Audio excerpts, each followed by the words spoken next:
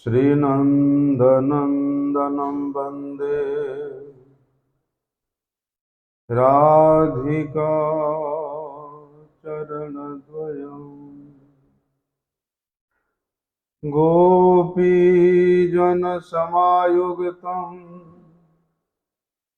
वृन्दावनमनोहरम्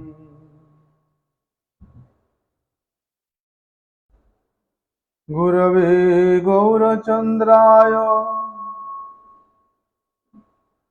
राधिकाय तदालये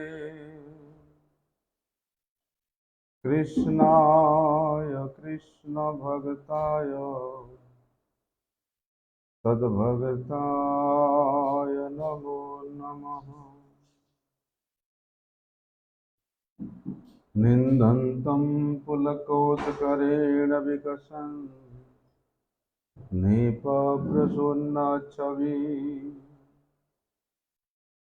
पृथ्वीकृतभुजद्वयं हरिहरिरिति उच्चैर्वदन्तं मुहुः नृत्यन्तं धृतमश्रुनिर्झरचैः सिञ्चन्तं नुर्वीतलम् गायन्तं निजपार्षदैः परिवृतं श्रीगौरचन्द्र नमः। बर्हापीडाभिरामं मृगमदतिलकं कुण्डलाक्रान्तगण्डं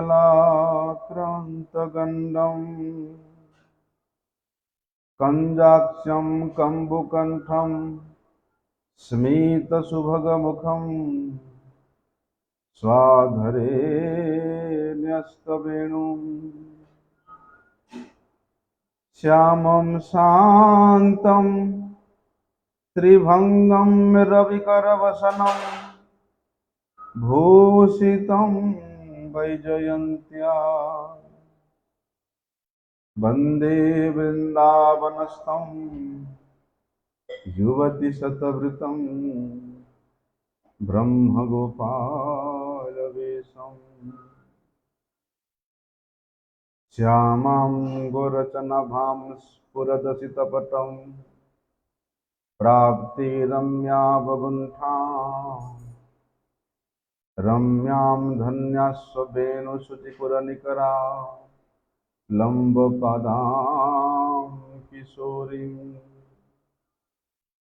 तर्जन्यगुष्टयुक्तं हरिमुखकुहरे युञ्जन्तीं नागवल्ली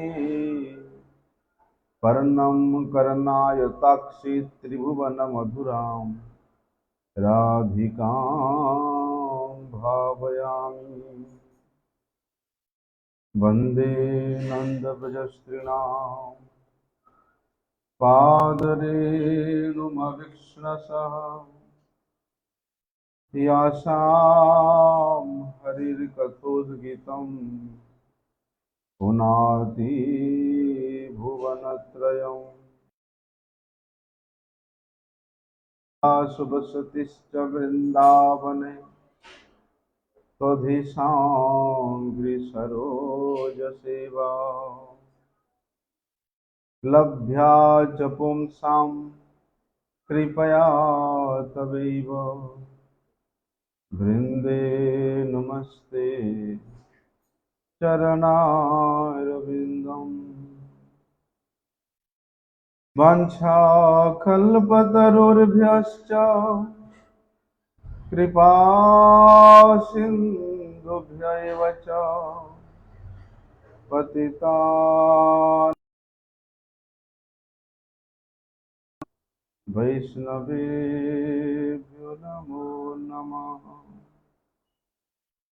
पतितपावन परम करुणामय परम आराध्यतम गुरुपाद पद्म नित्य लीला प्रविष्टम विष्णुपाद परमहंस परिव्राजकाचार्य अष्टोत्तर शत श्री श्रीमत शिल भक्ति वल्लभ तीर्थ गोस्वामी गुरु महाराज जी के श्री अभय चरण कमल में अनंत कोटि साष्टांग दंडवत प्रणाम करते हुए उनकी अहेतु की कृपा प्रार्थना करता हूँ। परमाराध्यतम शिक्षा गुरुपाद पद्म नित्य लीला प्रविष्ट विष्णुपाद परमहंस शिलो भक्ति विज्ञान भारती गोस्वामी महाराज की चरण कमल में अनंत कोटि साष्टांग दंडवत प्रणाम करते हुए उनकी अहेतु की कृपा प्रार्थना करता हूँ। अकारण करुणा वरुणालय भक्त वांछा कल्पतरु आनंद कंद भगवान श्री राधा श्याम सुंदर जुगल के मधुर लीलास्थली चिन्मय धाम स्वरूप श्री वृंदावन के असीम अनुकंपा से भगवान श्री चैतन्य महाप्रभु जी के प्रिय पार्षद श्री प्रबोधानंद सरस्वती पाद विरचित श्री वृंदावन महिमामृत ग्रंथ के माध्यम से श्री धाम वृंदावन के मधुराति मधुर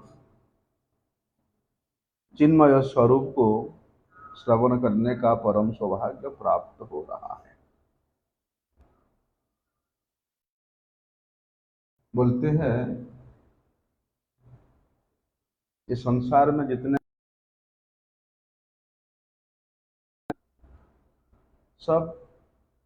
सबको आनंद की चाहिए, सब आनंद की इच्छा करते हैं। वो भी कैसा आनंद? पूर्ण आनंद, नित्य आनंद, बोलते अखंड आनंद, जहां अनवरत आनंद की धारा प्रवाहित हो रही है, उसको अनुसंधान करने में लगे हुए हैं। लेकिन वे आनंद घन स्वरूप, आनंद की धारा प्रवाहित जिस स्थान पर हो रही है, उस नित्य वृंदावन धाम के विषय में कथनचित किसी का कर्णगोचर होता है तो वे सौभाग्यवान जीव जो नित्य पूर्ण अखंड आनंद के पीछे इच्छा करता है, वो उसको प्राप्त होता है। जिस प्रकार भगवान अपनी प्रेम भक्ति को छुपा करके रखते हैं,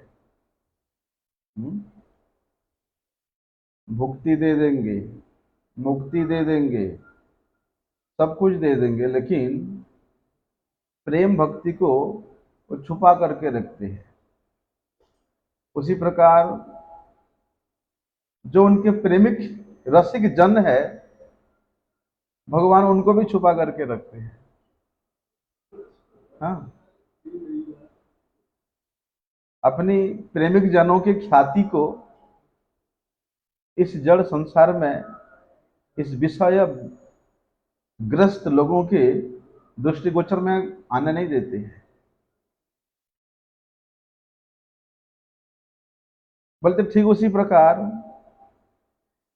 ये आनंद के रस, अखंड रस जहां प्रवाहित होती है, वे अपना नित्य से वृंदावन धाम को भी भगवान अलक्षित रूप से छुपा करके रखते हैं।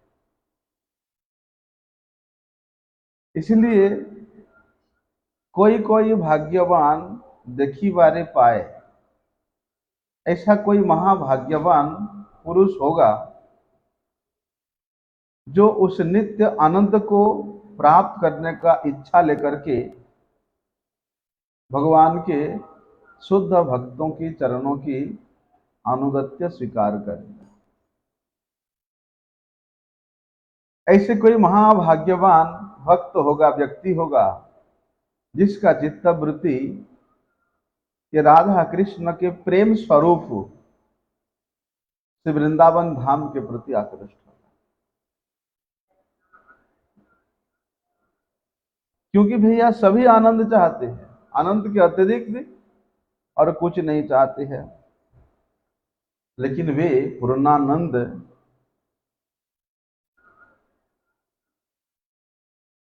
किससे कैसे प्राप्त हो सकता है?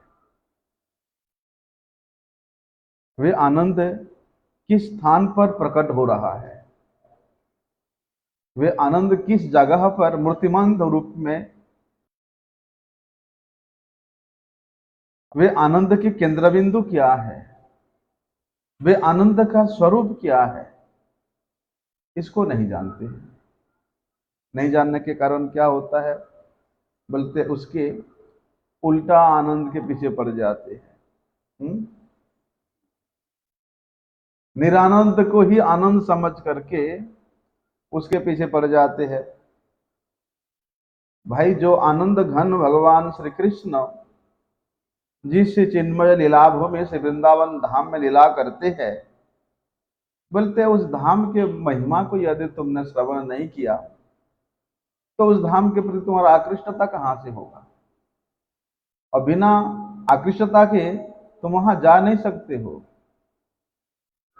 नहीं जा सकते हो। तो कहते हैं इस बात को हम लोग भूल गए हैं, जीव जो है विस्मृत हो गया है।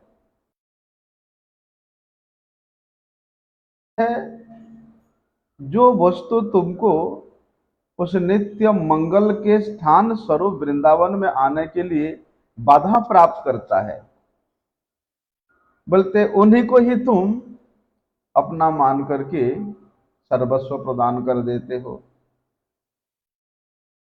और वे जो आनंद है इन्हीं लोगों में तुम खोजने लग जाते हो, स्त्री में, स्वामी में, पिता, पुत्र, धन, सम्मान, पद, पदवी, अधिकार, बोलते ये जो विनाश प्राप्त होने वाला प्राणी है या पदार्थ है, बोलते उन्हीं में तुम उस नित्य आनंद को खोजने लग जाते हो।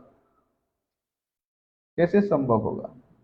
आनंद घन तो भगवान श्री कृष्ण है और वे आनंद की वर्षा तो यहाँ ये ब्रज भूमि में हो रहा है। इसलिए भगवान श्री कृष्ण ही वे नित्य आनंद स्वरूप है, पूर्णानंद स्वरूप है। और तू इससे बाहर जाकर के उस खंड विखंडित आनंद को खोज करता हुआ चक्कर लगा रहे हो संसार में। इसीलिए कहते हैं आनंद का स्रोत तो भगवान श्री कृष्ण ही है, ये ब्रजभूमि ही है। इसलिए चाहे अप्रत्यक्ष रूप से हो, चाहे वो प्रकारांतर रूप से हो, आनंद की खोज है सबका, सबका आनंद की खोज है। और इनडायरेक्टली कहीं ना कहीं वे सभी श्री कृष्ण अनुसंधान में लगे हुए हैं। देखो, कंस, शिशुपाल, दंतवक्र ये भी श्री कृष्ण की खोज करते थे। ये है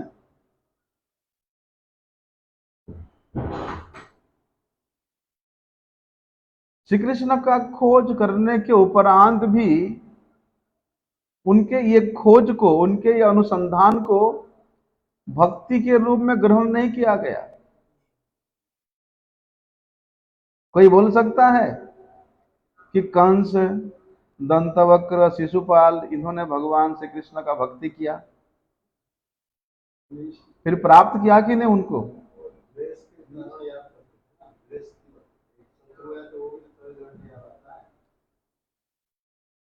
बोलते हैं भक्ति के बिना भगवान को प्राप्त नहीं कर सकते हैं। तो रूप गोस्वामी कहते हैं कि आनुकूल्येन कृष्णानुशीलनम भक्तिरुत्तमा, अनुकूलता के साथ जो सेवा का अनुसंधान किया जाता है वो भक्ति है। लेकिन इन लोगों ने भी कृष्ण अनुसंधान किया, सर्वत्र श्री कृष्ण का दर्शन ही किया, उड़ते बैठते चलते फिरते सोते सर्वत्र श्री कृष्ण ही दर्शन किया। लेकिन उनके इस क्रिया को भक्ति के रूप में नहीं गणना कर सकते। तो देखो, जिन्होंने द्वेष रूप में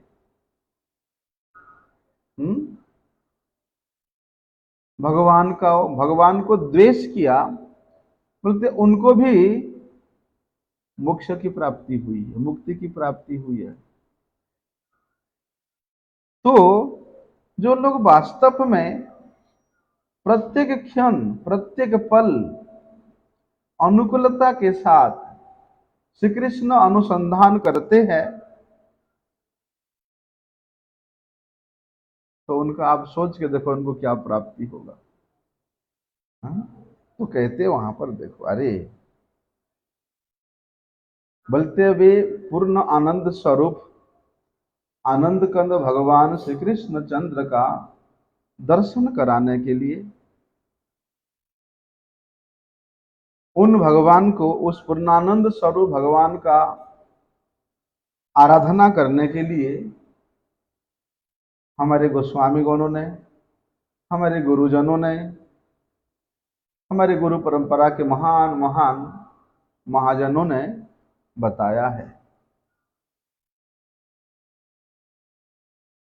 बोलते उनके बताए हुए इस पथ के पथिक होकर के ही वास्तविक रूप से श्री कृष्ण अनुसंधान कर सकते हैं, श्री कृष्ण आराधना कर सकते हैं। अपनी मनोकल्पित नई नई प्रथा के माध्यम से नहीं हो सकता है।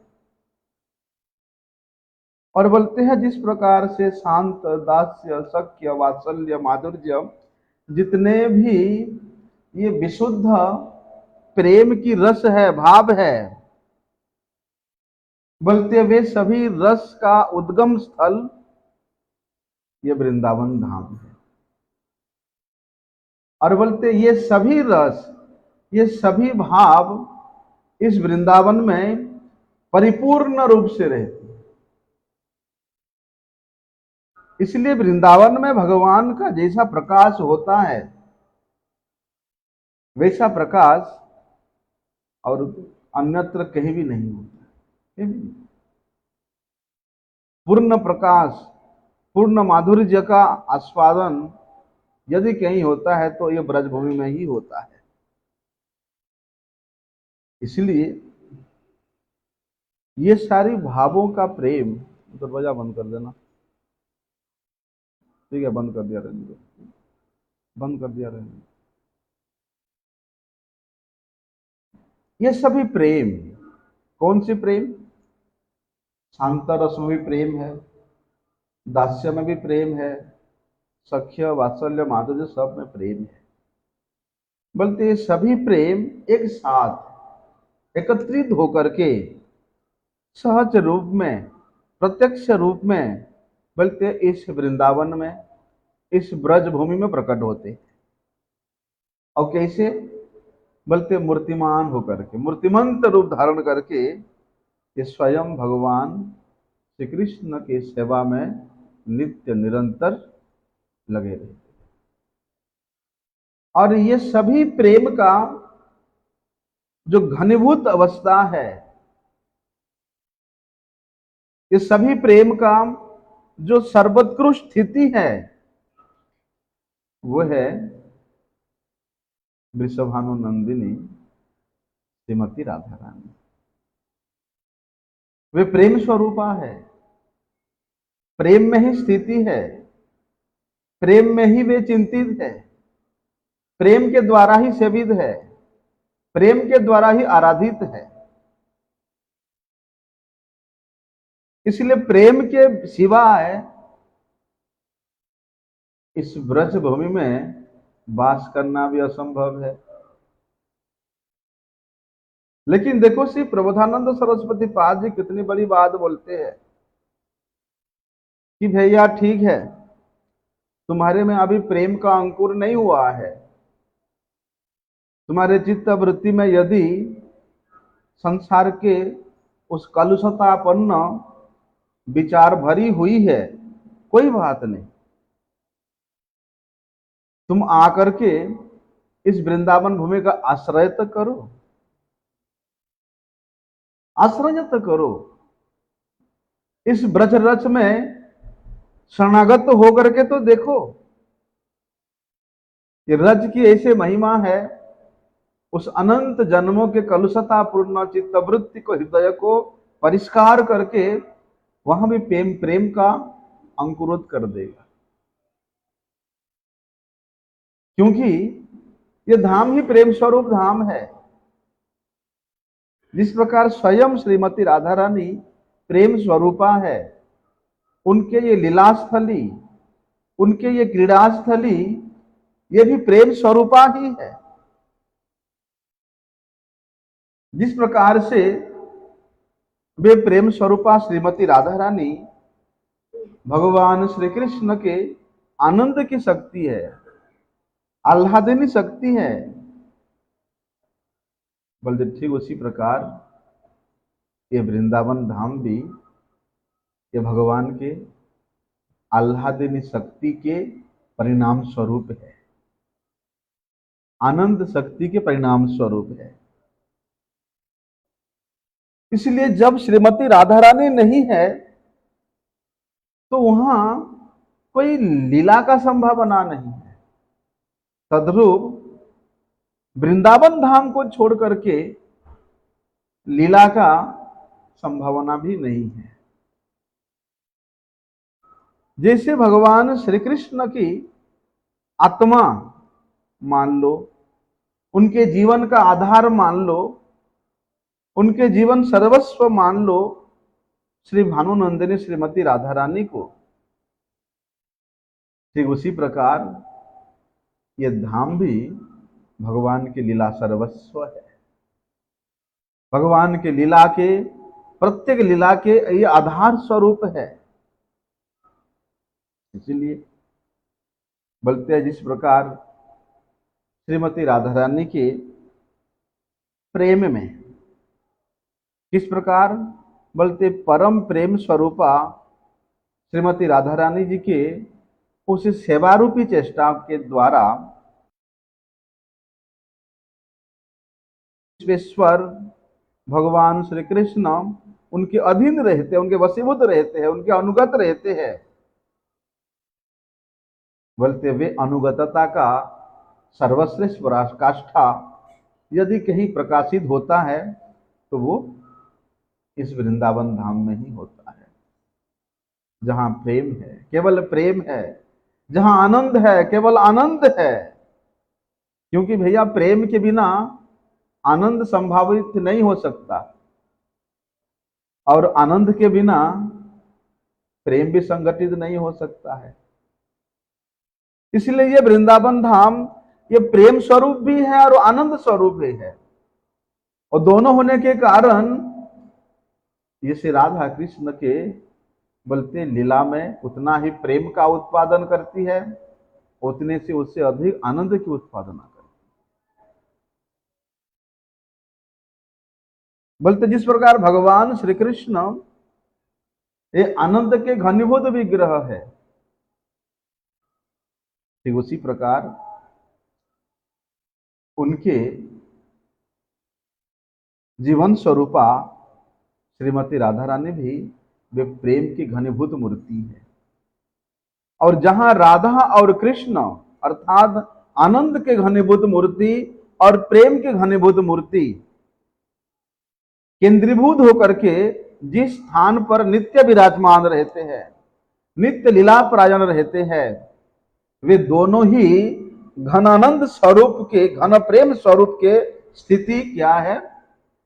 ये वृंदावन धाम है। बड़े उच्च कोटि का विचार है, बड़े उच्च कोटि का बात है, भाव है, समझो इसको। इसलिए एक प्रकार से जैसे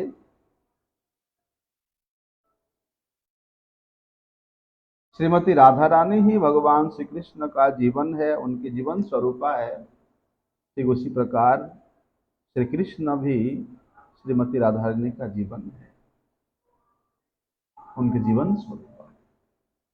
एक दूसरे के बिना नहीं रह सकते। और बोलते वे दोनों स्वरूपों के स्वरूपभूत स्थिति ये वृंदावन धाम है।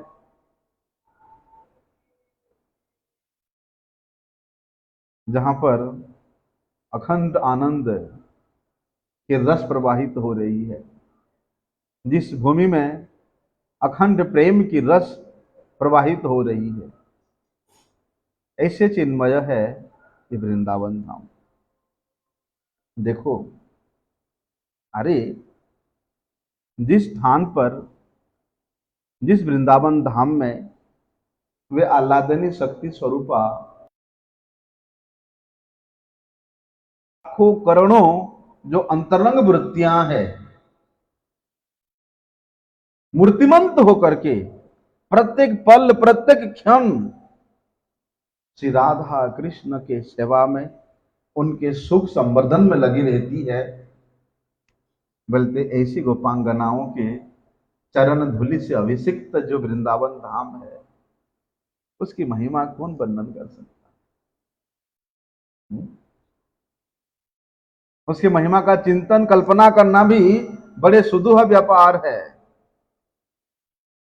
देखो, इन गोपांगनाओं का एक ही उद्देश्य है, क्या है? श्री कृष्ण, श्री राधा कृष्ण को सुखी देखना, उनको सुखी करना। ऐसा आश्रम देखा कि हम लोग कहाँ कितने छोटे छोटे आश्रमों में, अक्षरधाम मंदिर, तो बोलते वृंदावन के बाहर में यदि हीरे मोती से बना हुआ महा विशाल से विशाल भवन ही क्यों ना हो, बोलते इस वृंदावन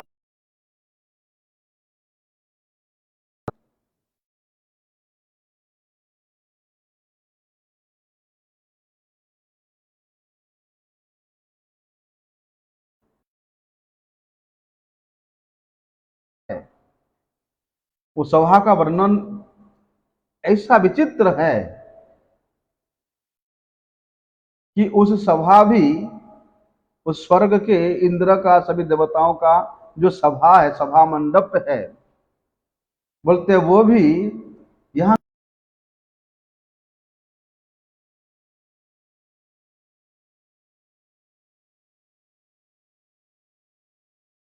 देखो, 100 जन्म तक यदि कोई व्यक्ति वर्णाश्रम धर्म को अति सुचारू रूप से पालन करता है, तो उसको उस ब्रह्मलोक की गति की प्राप्ति होती है। और वे ब्रह्मलोक की जो सभासद है, जो सभा है, क्या वर्णन करें उसका।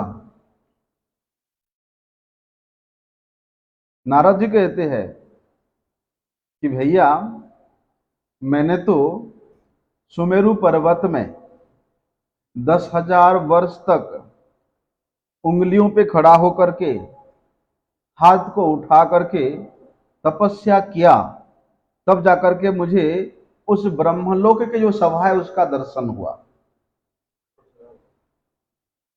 और वो दर्शन कैसा, बोलते अभी एक पल में एक दृश्य है, तो दूसरे पल में आपको अलग दृश्य देखने को मिलेगा। मतलब वर्णन नहीं कर सकते हो।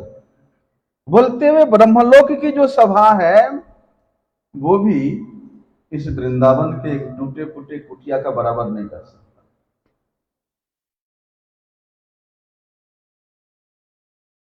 इसलिए इस वृंदावन में बोलते हुए गोपांगनाओं का स्वरूप यही है कि वे श्री राधा कृष्ण को हमेशा सुखी करना चाहते हैं, प्रसन्न देखना चाहते हैं। तो जिस सुखी करने का, प्रसन्न करने का, प्रेम का वृत्ति जहां के वायुमंडल में प्रवाहित हो रही है, जहां के कण कण में विराजमान है, जहां के जीव जंतु पशु पक्षियों के हृदय में विचरित है,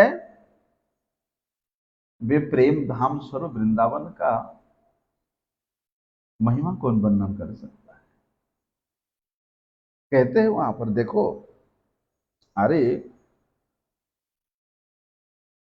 श्री राधा कृष्ण इनके सुख के लिए, इनके सुखार्थ, इन सभी गोपांगनाओं के सहयोग से या इनके माध्यम से जो दिव्य क्रीड़ा की, जो दिव्य लीला की प्रकट होता है,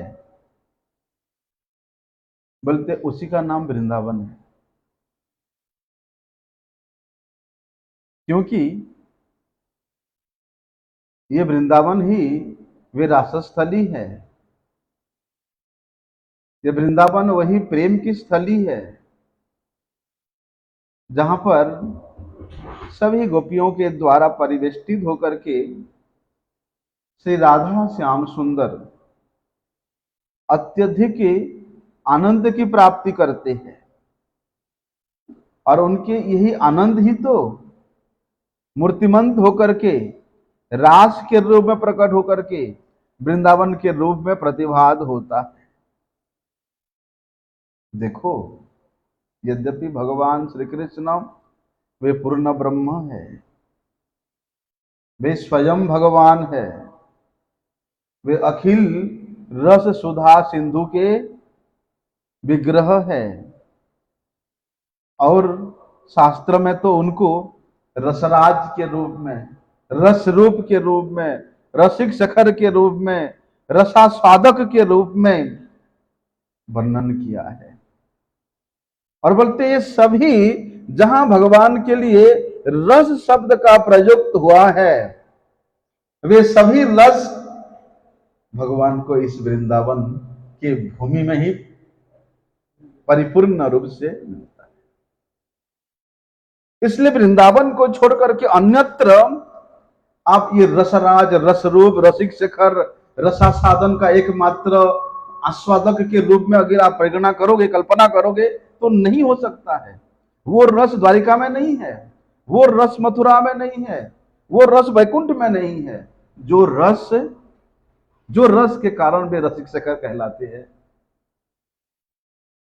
जो रस के कारण वे रसराज कहलाते हैं, वो रस का पूर्ण प्रतीति यदि कहीं होता है तो वो है वृंदावन धाम में होता है। इसीलिए तो भगवान देखो, नारायण जी की नाभि कमल से ब्रह्मा जी का प्रकट होता है, हैं? वे ब्रह्मा जी भी इस वृंदावन को प्राप्त करने का अधिकारी नहीं है।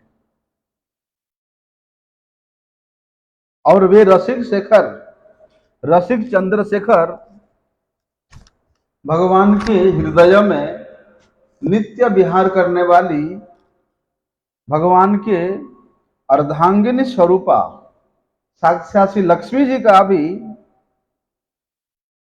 इस प्रेम की स्थली, प्रेमी भक्तगणों के प्रेम आस्वादन की स्थली से वृंदावन में अधिकार नहीं है, ऐसे प्रेमी जन मानते हैं। तो देखो, तो जो दिव्य प्रेम स्वरूपा गोपीगण है, वे दिव्य आनंद स्वरूप भगवान श्री कृष्ण के ये लीला में, ये उनको आनंद प्रदान करने, उनको प्रसन्न करने की लीला में जो चेष्टा है, उनके ये चेष्टा में लेश मात्र भी अपने स्वयं के सुख की कामना नहीं है, स्वयं के स्वार्थ की कामना नहीं है, कामगंध वहां लेश मात्र भी नहीं है। इसलिए बोलते हैं ना, ये वृंदावन धाम, यहां किसी प्रकार के कामनाओं का प्रवेश, कामदेव का प्रवेश नहीं है। अभी कामदेव वे बड़े प्रसन्न हो रहा है कि मैंने सबको परास्त कर दिया। नारद जी बेचारे तपस्या में रत है हिमालय में, वहां आकर के बोलते हैं, नारद जी मुझे खुजली हो रहा है, युद्ध करना है। नारद जी बोलते भैया मैं तो दुर्बल आदमी हूं, मैं आपसे आपके साथ कहाँ युद्ध कर सकता हूँ। आपको युद्ध करना है तो आप वृंदावन में चले जाओ, वहां रसिक शेखर मदन मोहन भगवान विराजमान है, उनके साथ युद्ध करो। कामदेव अपनी सभी गणों को लेकर के एकदम तैयार होकर के अस्त्र शस्त्र लेकर के वृंदावन धाम में आता है।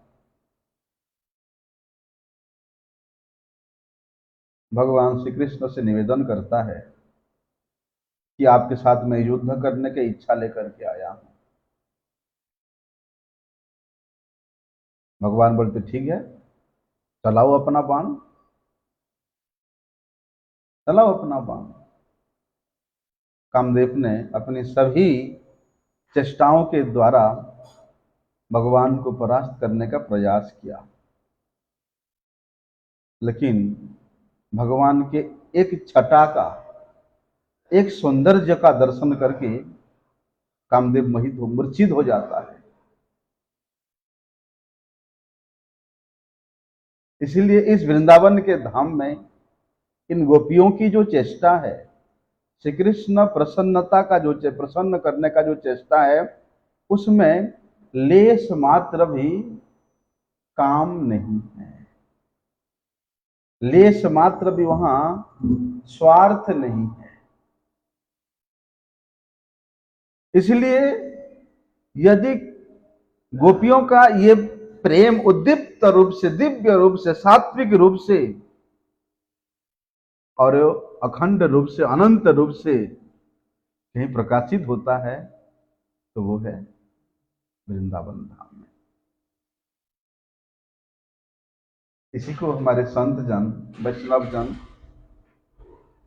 क्या कहते हैं कि यही तो अधिरूढ़ महाभाव है, जो महाभाव केवल इस वृंदावन में ही प्रकट होता है। और उस महाभाव के एकमात्र अधिकारिणी, महाभाव स्वरूपिणी वृषभानुनंदिनी श्रीमती राधा रानी है।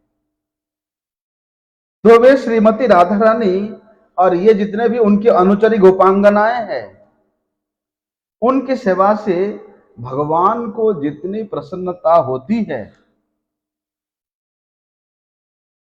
बोलते हुए प्रसन्नता का परिपूर्णतम प्रस्फुटन केवल इस ब्रज रच में ही होता है, इस ब्रज भूमि में ही होता है।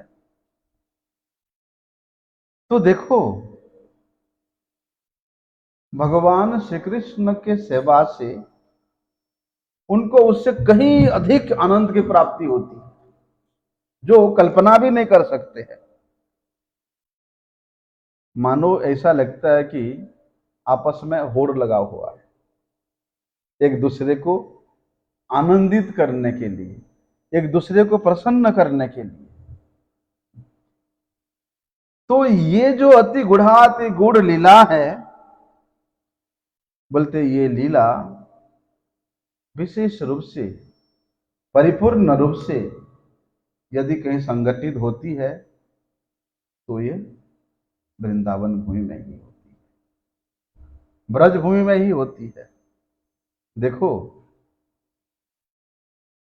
भगवान तो नित्य है, सत्य है, अविच्छिन्न है, और उनके ये अविच्छिन्नता रूपी जो जितने भी लीला है, ये तो अक्षुण्ण रहती ही है।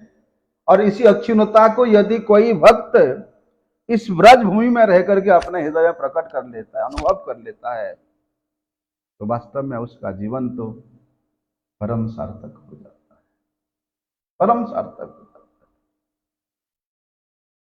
है। इसलिए वे श्रीमती राधा रानी के कृपा के बिना आनंद घन भगवान श्री कृष्ण के सेवा को प्राप्त करना असंभव है। उनके कृपा के बिना इस वृंदावन भूमि में वास कर पाना भी असंभव है, क्योंकि इस वृंदावन के जो कृष्ण है, इनका उपासना के, ये पता नहीं क्यों ऐसे हो रहे आज,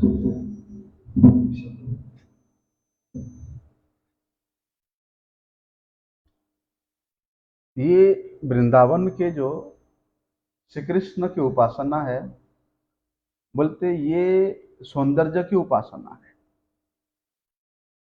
ऐसा सौंदर्य, ऐसा माधुर्य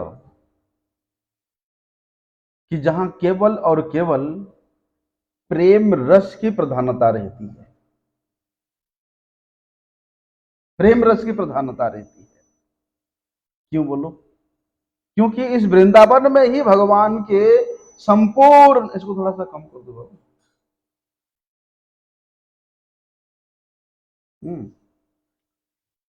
बोलते इस वृंदावन में ही भगवान श्री कृष्ण के संपूर्ण सौंदर्य का प्रकाशन होता है। या ये बोले कि भगवान श्री कृष्ण ही बोलते हुए सौंदर्य के आधार स्वरूप है। वे अखिल रसामृत सिंधु स्वरूप है। तो उनके आराधना करना, उनका सेवा करना, वे भी इतना सुंदर पद्धति है। जैसे वे सुंदर है, उनके आराधना करने वाले भी ऐसे ही सुंदर है। वे जैसे प्रेम स्वरूप है, उनकी आराधना करने वाले भी वे प्रेमिक होना चाहिए। वे जैसे प्रेम के केंद्रबिंदु स्वरूप है, बोलते वे प्रेम के केंद्रबिंदु स्वरूप इस वृंदावन धाम का आश्रय लेना पड़ता है।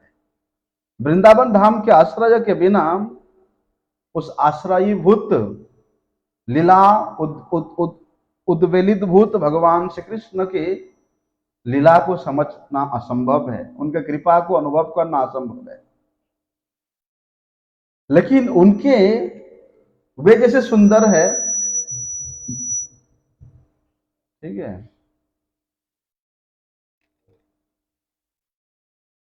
वे जैसे सुंदर है, उनके सुंदरता में या उनके आराधना करने वाला का सुंदरता में बोलते केवल बाह्य सुंदरता स्थान नहीं है।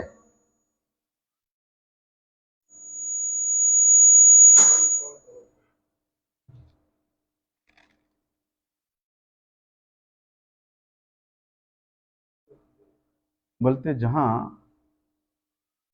ये बाह्य सुंदरता उपेक्षित रहती है, परंतु इस वृंदावन धाम में सच्चा सौंदर्य तो हृदय का सौंदर्य है।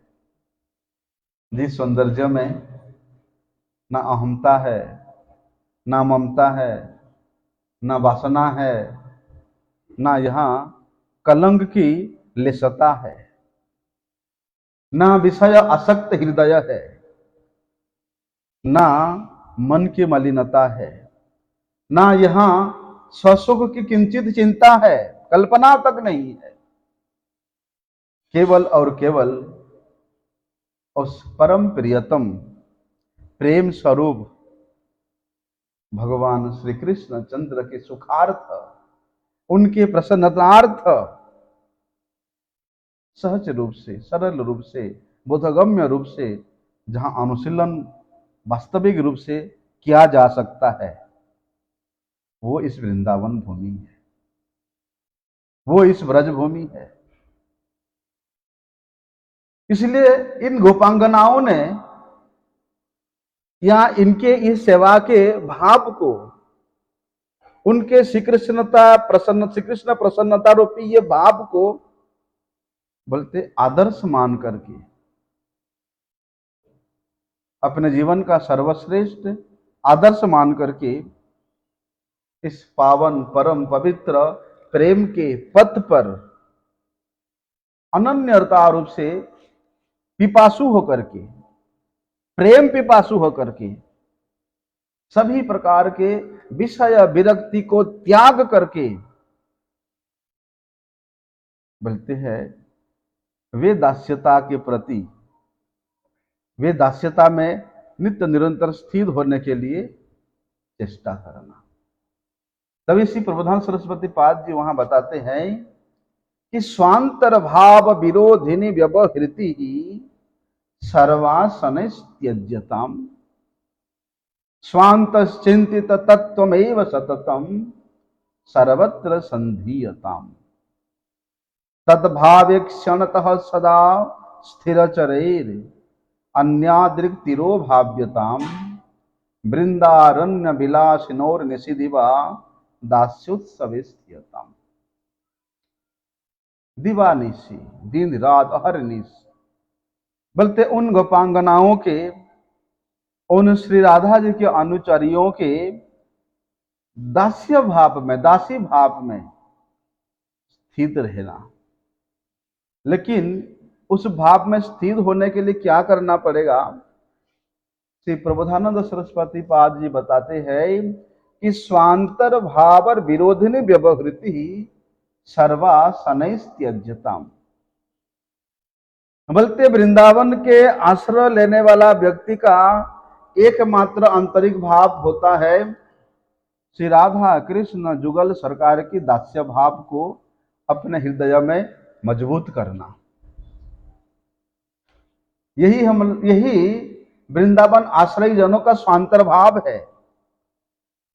तो वे दास्यता भाव को मजबूत करने के लिए या वे दास्यता भाव को अपने हृदय में प्रकट करने के लिए या उस दास्यता के भाव में स्थित होकर के अपना सेवा करने के लिए बोलते जो भी विरोधी तत्व, जो भी विरोधी व्यवहार, जो भी विरोधी व्यक्ति, जो भी विरोधी आचरण आता है, बोलते हुए सबको त्याग करना पड़ेगा। क्योंकि भैया इस दास्य भाव को, इस दास्य भाव में काम, क्रोध, लोभ, मोह, मद, मात्सर्य का लेश मात्र भी स्थान नहीं है।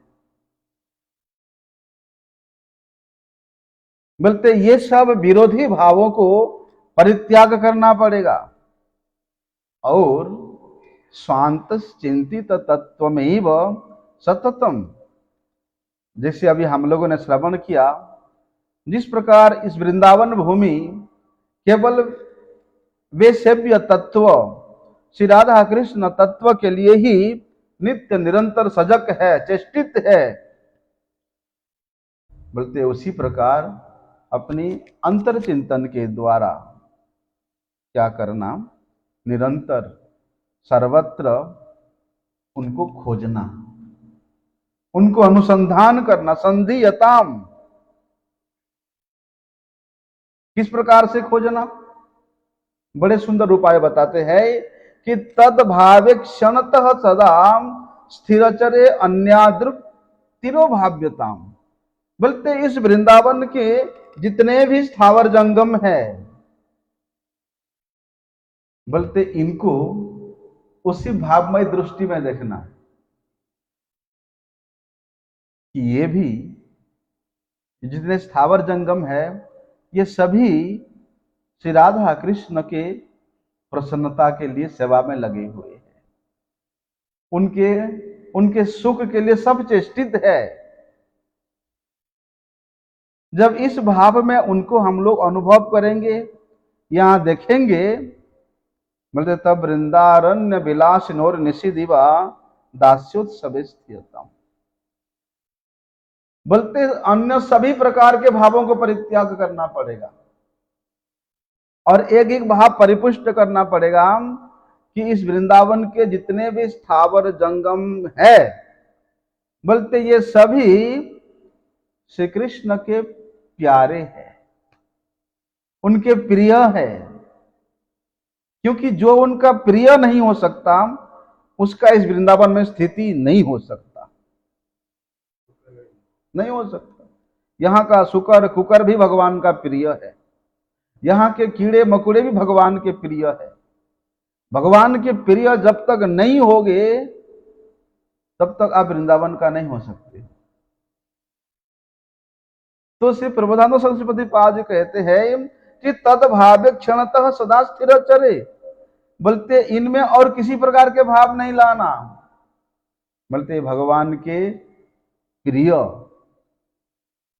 ऐसा समझ करके, ऐसा भावनाओं में सुदृढ़ होकर के क्या करना?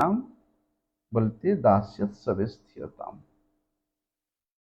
बोलते उसी दासता रूपी स्थिति में अपने आप को स्थित करना, तब जाकर के जुगल किशोर के सेवा में हमेशा तत्पर रहने के लिए तुम्हारे हृदय में उत्कंठा होगा। और यहां आकर के प्रयास करोगे कि हम तो महंत हैं, हम बड़े नामधारी, बड़े प्रतिष्ठाधारी हैं व्यक्ति है, बड़े उपाधिधारी व्यक्ति है, इस प्रकार के भाव लेकर के यदि आप वृंदावन में रहने आए हो तो वास्तव में आप वृंदावन का आश्रय नहीं ले सकते हो। दास्योस तबे स्थियतम, दास के रूप में, दास्यता के भाव में अपने आप को स्थित करते हुए निरंतर उनकी सेवा के लिए प्रयास करना। ना जी ना, हम तो इतने बड़े हो गए, हम क्यों सेवा करेंगे, नहीं। इस प्रकार के भाव परिपुष्ट होने से हृदय में फिर आपको वृंदावन का आश्रय नहीं मिल सकता है। बड़े सुंदर भाव श्री प्रबुद्धानंद सरस्वती पाद जी प्रकट कर रहे हैं। आगे का विषय हम कल श्रवण करें। वंशा कल्पतरुभ्यश्च कृपा सिंधुभ्यैव च पतितानां पावनेभ्यो वैष्णवेभ्यो